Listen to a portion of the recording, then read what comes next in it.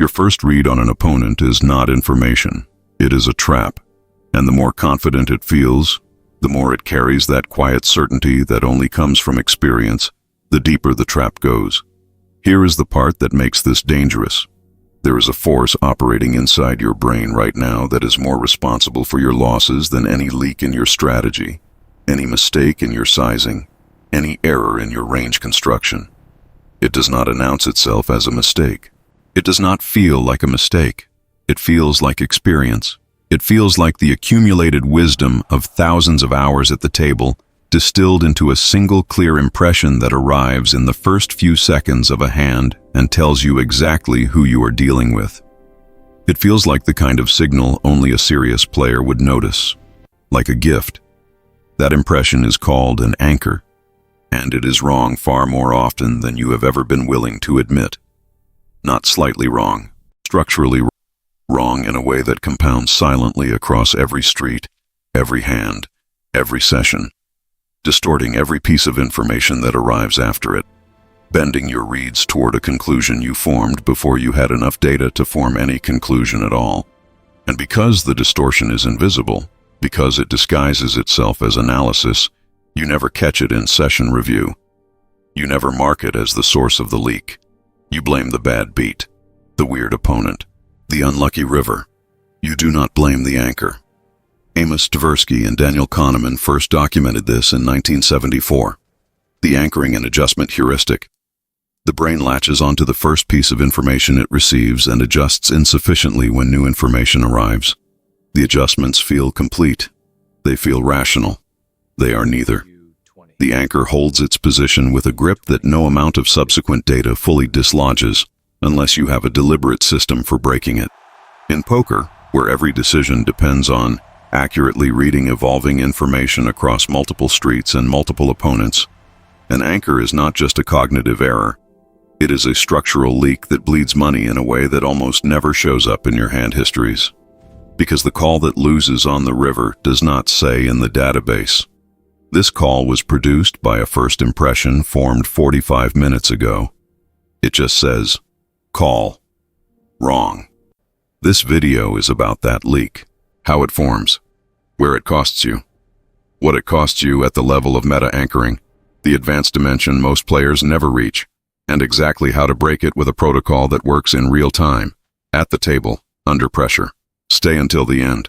The final section contains a deanchoring framework that no solver can replicate. Because the solver does not know what story your brain told itself in the first 3 hands of the session. You do. Anchors don't analyze. They decide. And once you understand how to interrupt that process systematically, the game changes. The first time you see a player at your table, your brain does something it was built to do over hundreds of thousands of years of evolution. It categorizes, fast, efficiently, with radical and unearned confidence.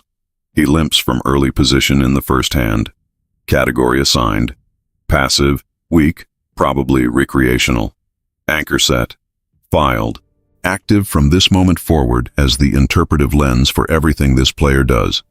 She 3-bets the button with a small sizing. Category assigned. Aggressive, positionally aware, technically solid, probably a reg. Anchor set. This impression will now filter every subsequent action she takes at this table.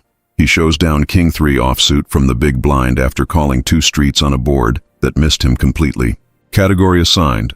Calling station, does not fold, no hand-reading ability, never bluffs. Anchor set with maximum confidence, because you saw the cards. You have seen this before. You have done this before. These anchors feel like reads. They feel like the observation that separates thinking players from players who simply react. Pay attention. They are not reads. A read is a conclusion drawn from a representative sample of behavior, weighted by position, stack depth, game context, and the specific texture of each hand. An anchor is a conclusion drawn from a single observation, sometimes from no observation at all, just a visual impression, a bet size, a way someone stacks their chips, and then used as the permanent template for everything that follows. The problem is not that your brain forms these impressions. That is unavoidable. The problem is what happens next. This is where it gets expensive. Once an anchor is established, all subsequent information is processed relative to it, not independently. The brain asks, does this confirm or contradict what I already believe? And it requires dramatically more contradictory evidence to move away from the anchor than it required to set it. The asymmetry is enormous. It runs entirely below the level of conscious awareness. This is the mistake, right here. This is why you keep calling the player you labeled a passive station, even after he fires 2 barrels into you on a board that favors his range. Your brain has assigned that action to the exception category, not the update category. It needs something dramatic enough to force a label revision, and by the time that dramatic thing arrives, you have already paid 2 streets for the privilege of holding an outdated model. You're not reading the player. You're defending your first impression. This matters more than any sizing mistake you will ever make. The anchor is costing you money, not in one spectacular hand, in the quiet, invisible accumulation of slightly wrong reads across hundreds of decisions, dozens of sessions, compounding silently, never flagged, never named.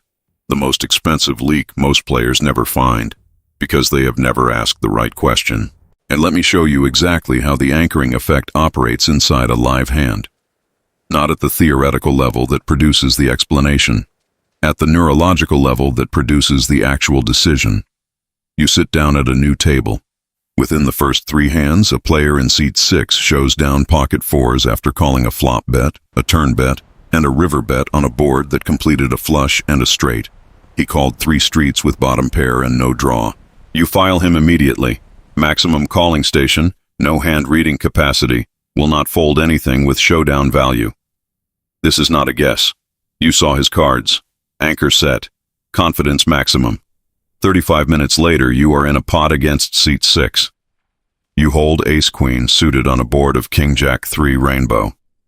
You have the nut flush draw and a gut shot. You raise his flop bet. He calls without hesitation. The turn is the 10 of clubs. You have made the nuts, the Broadway straight. He bets 75% of the pot immediately. No hesitation. No tell. Clean. Stop. This is the moment. Here is what the anchor sounds like from inside your own head, spoken in the voice you mistake for analysis.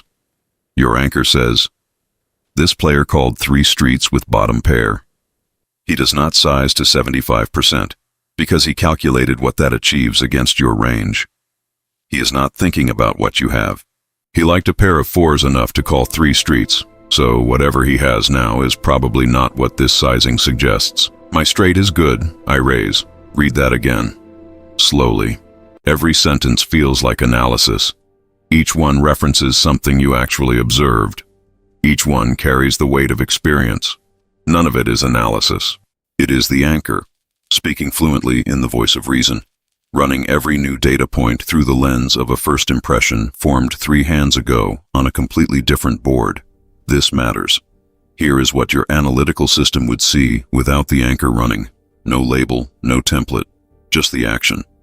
A player who led the turn at 75% after calling a raise on the flop has dramatically narrowed his range toward strong value or strong equity.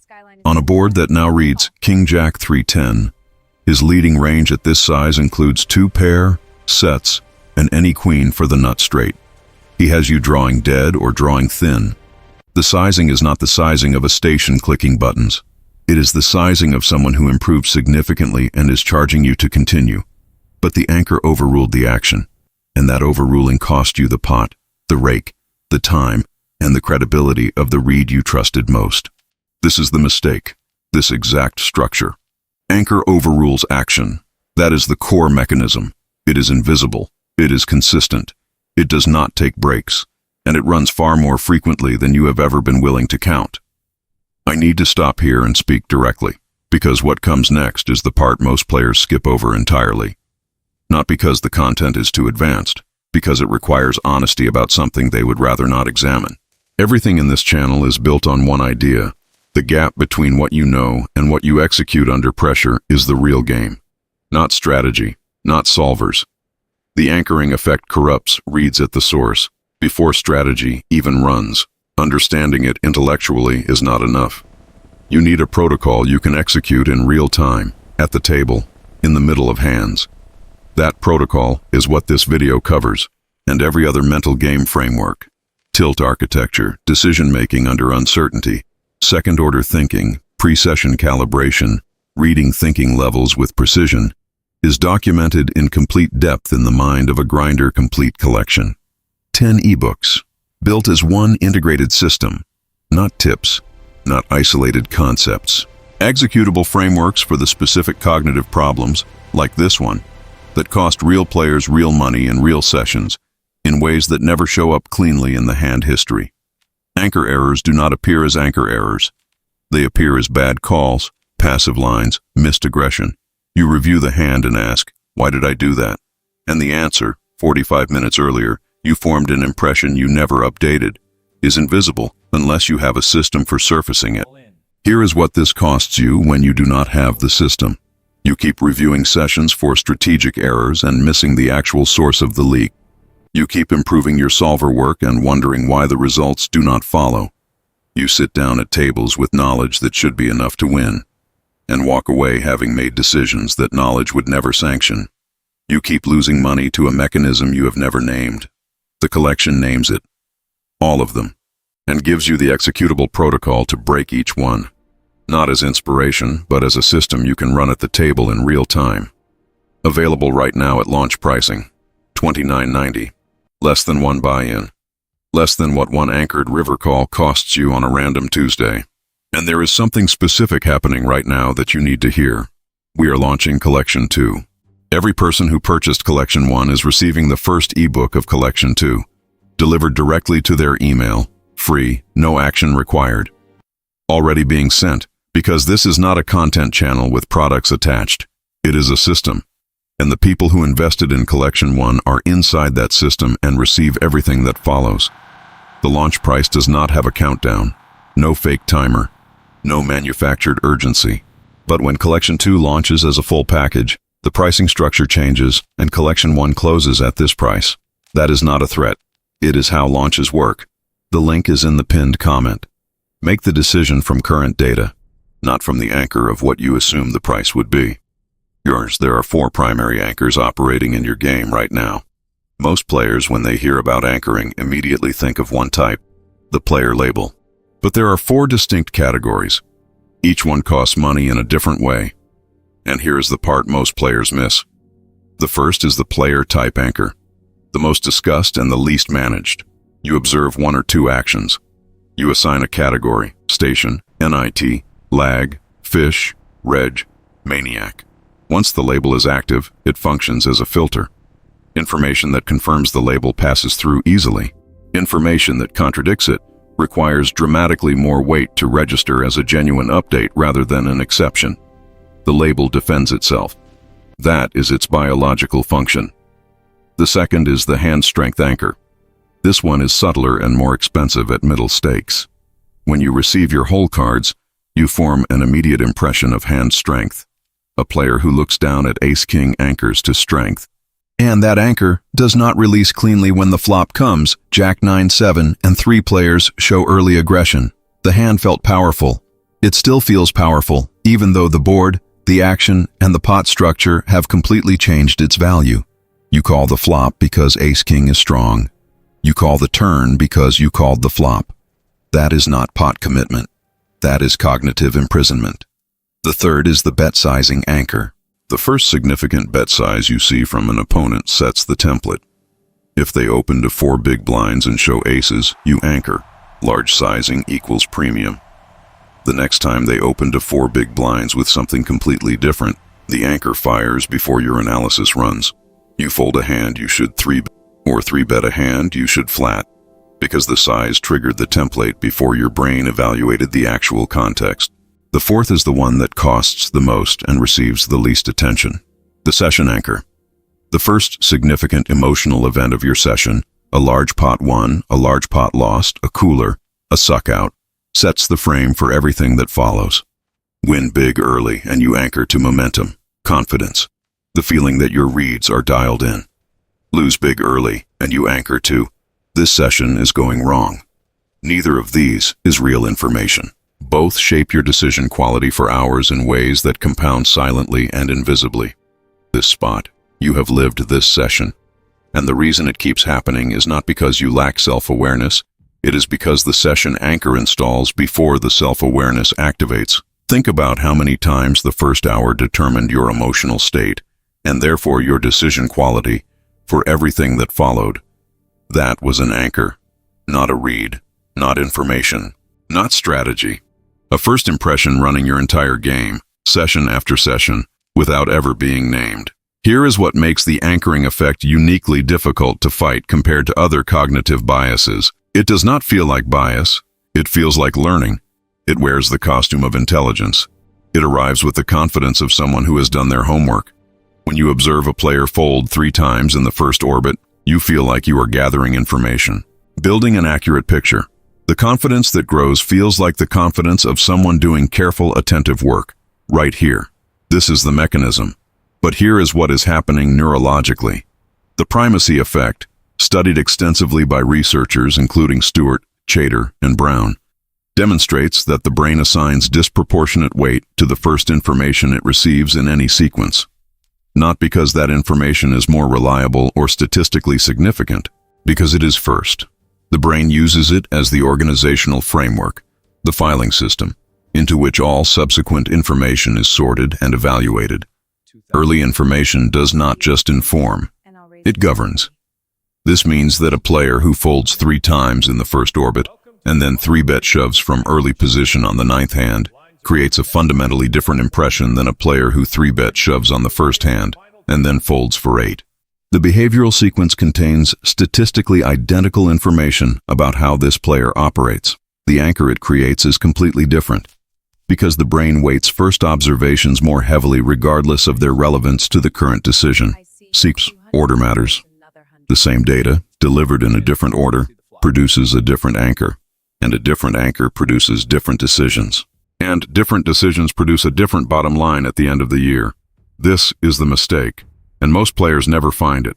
Most players review for strategic errors, wrong bet sizes, wrong folds, wrong lines on specific board textures. Anchoring errors are invisible in that framework. You see the call. You do not see that the call was produced by a label formed in the first orbit and never updated through 7 hands of contradictory action. The way to surface anchoring errors is to ask a completely different question. Not, was this the correct strategic decision? But, what did I believe about this player at the moment I made this decision? And at what point in the session did I form that belief? If the belief was formed in the first orbit and never explicitly revisited with evidence, you were not executing strategy. You were executing an anchor dressed as strategy. Before any session review, write down what you believed about each significant opponent, and specifically when you formed that belief.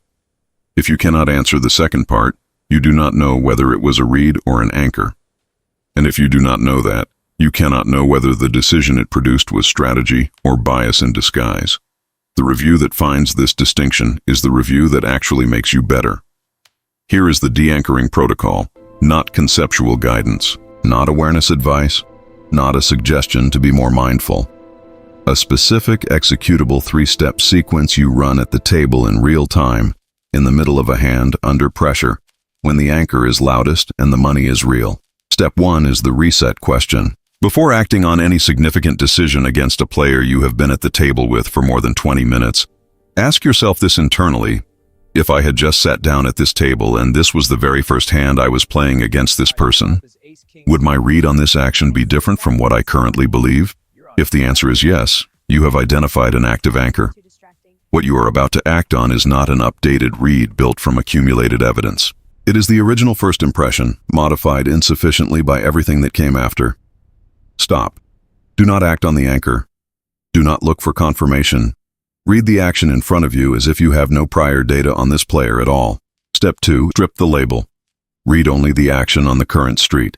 What this exact bet, at this exact size, on this exact board, in this exact position, after this exact prior action, communicates about the range of hands consistent with all of these factors. The action is live data. The anchor is historical bias. When they conflict, the action wins. Always. Step 3 is the mandatory update trigger. Every time a player does something that directly contradicts your existing label, a station folds the river, a nit 3 bets light, a passive player leads into a field of 3, You do not classify it as an exception and move on. You treat it as a mandatory update event. You say explicitly, the anchor is inadequate. What is the revised model based on everything I have seen, including this contradicting action, weighted appropriately? This protocol sounds time-consuming. The first 15 sessions of deliberate practice, it adds a noticeable pause to your decision process. You will feel the friction. That friction is the sound of a cognitive habit being interrupted. After 30 sessions, it becomes faster than anchoring, because you are processing what is actually happening rather than filtering reality through a label your brain formed before you had sufficient data to form any label at all. The reset question is most powerful when applied before the session begins. If you have played with someone before, you carry an anchor about them, formed in a prior session, possibly weeks ago, in a different emotional state, at a different stake. It is almost certainly outdated. The pre-session reset, consciously marking all prior labels as tentative before sitting down, means you arrive with hypotheses to be tested rather than conclusions already rendered. That is a fundamentally different cognitive posture, and it produces measurably different decisions. There is an advanced dimension of the anchoring effect that almost no poker content addresses directly. Most material stops at the first layer, the anchor you carry about your opponents. This next layer is the one that separates good players from elite players at the level where the most significant money is made and lost across a single session. It is called meta-anchoring.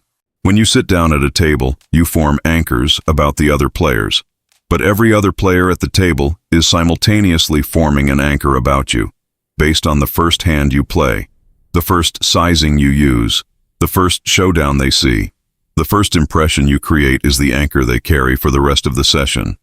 And like all anchors, it will govern how they interpret everything you do afterward, regardless of how much your actual strategy evolves. Here is the implication most players never reach. Your first hand at a new table is not just a hand with its own isolated EV calculation. It is an anchor-setting moment. The impression you create in those first few minutes will function as the interpretive lens through which every other player processes your subsequent actions. That means the first hand has two values, its immediate EV from the cards in action, and its meta value as the anchor it installs in the minds of everyone watching. The player who understands this does not play their first hand based only on immediate strategic merits. They construct the situation deliberately, based on what category they want installed in every other player's decision-making architecture. And they plan, before sitting down, what that category should be given the specific players they will face for the next several hours. Show down a bluff early. Not because you need to establish a bluff range, because you are installing the anchor. Unpredictable, willing to bluff in spots where tight players never would. Now your value bets get called by ranges that should fold. Show down a disciplined fold of a hand most players call. You're installing. Tight, disciplined, does not call without strong equity. Now your bluffs print for the next 3 hours. Most players are passive recipients of the anchoring process. Elite players are deliberate architects. They know that the first hand is not just a hand, it is an installation. They understand that the game inside the game is the game of first impressions, and they play that game with the same precision they apply to every other strategic decision. The question is not only, what anchors am I carrying about my opponents? The question is equally, what anchor am I currently running in the minds of everyone at this table, and is that anchor serving my objectives for this session? Both deserve a deliberate, specific answer, not a vague intention to stay aware. A deliberate architectural decision made before the first hand is dealt. Every time you sit down, let me walk you through the compounding cost of an unmanaged session anchor across 4 hours of play. This is not a hand example. This is the architecture of a losing session that feels like bad luck and is actually bad cognitive hygiene. You arrive at the table, focused, rested, technically sharp. Within the first 20 minutes, you lose a large pot in a spot where you played well. The money went in correctly. The equity was on your side. The river was cruel. You process it rationally, tell yourself variance is part of the game, and continue. But the session anchor is now set. This session started negatively. That anchor is invisible. It does not announce itself. It simply begins running in the background, shading every subsequent decision with the faint emotional coloring of a session that is already losing. An hour later, you face a marginal river call. break even at best, slightly negative at worst according to your clearest analysis. But you call. Why? Not because the math changed, because the session anchor is running a secondary calculation your conscious mind never sees. I am already down. One more call does not define the session. What defines the session is whether I recover. And here is where it gets worse. 2 hours later, you have a clear spot to fire a well-timed 3-barrel bluff against a player you have correctly identified as unable to call river shoves without the nuts. The sizing is right. The board is right. The timing is right. You check back. Why? Because the session anchor, now 3 hours old, reinforced by continued negative variance, has shifted your emotional calibration toward protection mode. Bluffing feels aggressive. Protection feels rational.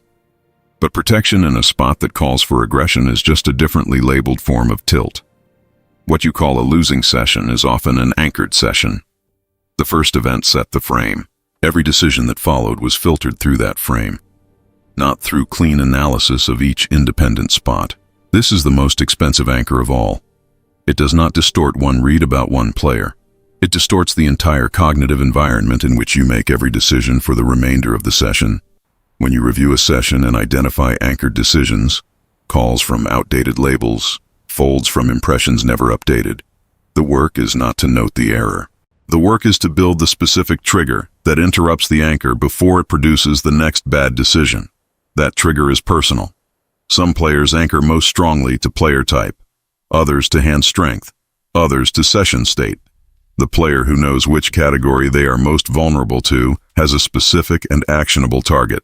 The player who only knows they lost a pot does not. Know your anchor type.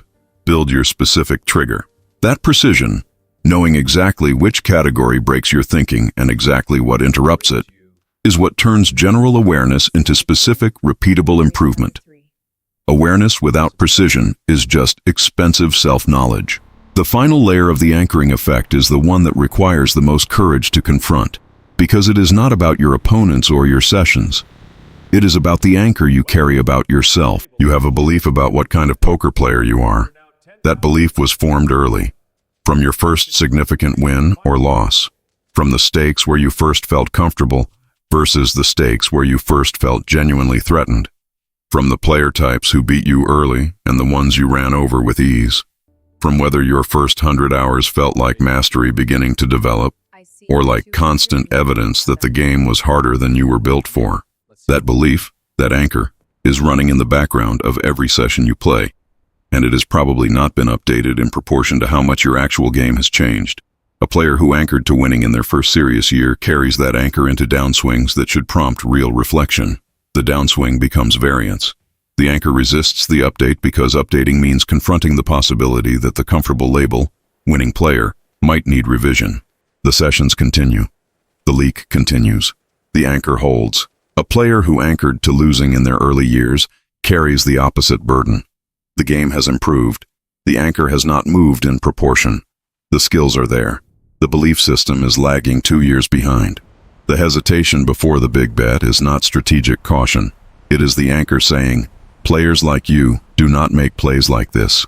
And the hesitation costs EV in a way that no amount of technical study can correct, because the problem is not technical. Elliott Rowe has documented this pattern across hundreds of coaching sessions with players at every stake. The self-anchor functions like a thermostat. It sets a performance baseline, and when results deviate from that baseline in either direction, the anchor exerts pressure to return. Winning sessions in a losing player's mindset produce unconscious deceleration. Losing sessions in a winning player's mindset produce unconscious protection behavior. Both are the anchor maintaining itself at the expense of accurate, present-tense evaluation. The reset question applies here exactly as it applies at the table.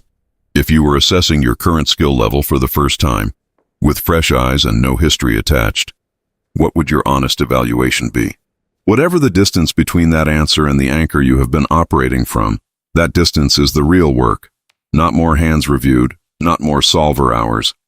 The honest, specific, uncomfortable work of updating the most important read in your poker game. The read you have on yourself. The session anchor reaches beyond decision quality into table selection and game choice. Managing it is not optional. It is a strategic and financial necessity. The anchoring effect cannot be eliminated.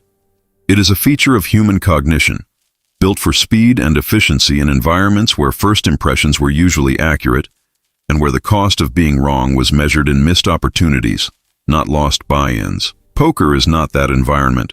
Poker is an environment of incomplete information, deliberate deception, evolving action across streets, and strategic psychological manipulation, where the first impression is frequently the one your opponent most wants you to hold, where the first read is often the most dangerous one, where the players who make money consistently are not the ones who feel no anchoring pull, they all feel it, but the ones who have built a deliberate practice of catching the anchor, isolating action from label, and updating with the precision of a scientist rather than the confidence of someone who already decided.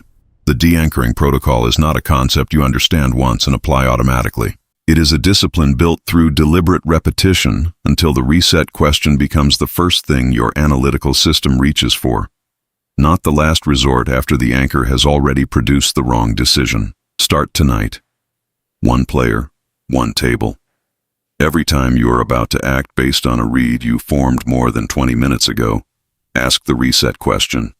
Would this read exist if I was seeing this player for the first time right now? If the answer is no, you are playing the anchor. Stop. Read the action. Update the model. Execute from current data instead of historical bias. The first read is not information. It is the beginning of a process. The players who treat it as the conclusion pay for that belief continuously, invisibly, in a way that never appears cleanly in the session notes, but shows up unmistakably in the results over time. The players who compound in this game are not always the most technically sophisticated. They are often the most honest. Honest about what they know and what they have assumed. Honest about when their reads were grounded in current evidence and when they were carried forward from a moment that no longer describes the player in front of them. Honest about the anchor they carry on themselves, the story they tell about their own skill, their own consistency, their own identity as a poker player, and willing to update that story when the evidence demands it. That honesty is not a personality trait.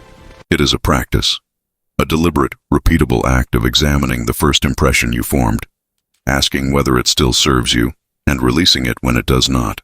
The game inside the game is the game of reads, and the game of reads begins not with the opponent, but with the willingness to see what is actually in front of you, stripped of the anchor, clean, present, current. That willingness, practiced consistently across hundreds of sessions, is what the word grinder actually means. Play the player. Every hand, every street, every decision. That is the standard. Set it tonight.